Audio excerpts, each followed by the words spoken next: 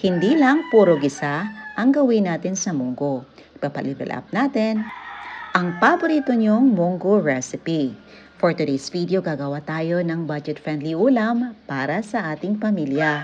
Tara, simulan na natin. So, meron tayo ditong munggo at ito, niluto na natin ito. Pagkatapos maluto, pinapalamig muna natin at ilagay natin sa ating Simplas grinder. At ilagyan natin ng garlic, onion at saka isang pirasong itlog. Igagrind lang natin ito para maging pino.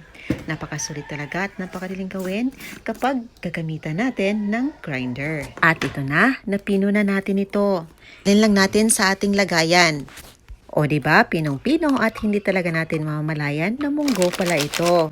Siyempre, mas papasarapin pa natin ito.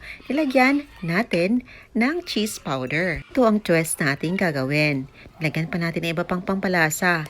Ang ating white ground pepper, paprika at onion powder. At itansya nyo lang kung gaano kadami inyong ilagay. Siyempre, maglagay tayo ng binder ang ating flour. Siyempre, itansya nyo lang kung gaano kadaming flour nyo ilagay. Ating kawali, nagpapainitan tayo ng mantika. At i-check natin before natin isalang ang ating mga tuin to make sure na mainit na talaga ito. At ito na. At ito na, lulutuin na natin ang ating munggo cheese balls. Yes po. Munggo cheese balls ang ating itawag dito para maiba naman ang putahe ng munggo natin. At siguradong mapapakain natin ang mga chikiting natin dito. Dahil pinong-pino ang munggo natin. Ayan. Ayan na natin hanggang sa maging golden brown. Napakadalang tagang maluto nito dahil syempre, luto na ang ating munggo. Ito na, after a few minutes, luto na at ready to serve na ating napakasarap na munggo cheese balls. Aangoy na natin at iserve na natin sa ating pamilya. At the best tong pang breakfast sa umaga.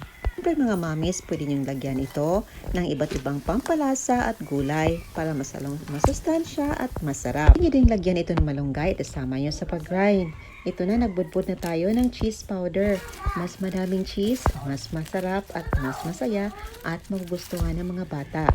Yan lang po mga mami, so pinasubukan nating recipe. Thank you so much for watching. See you in the next vlog. God bless you all and stay safe everyone.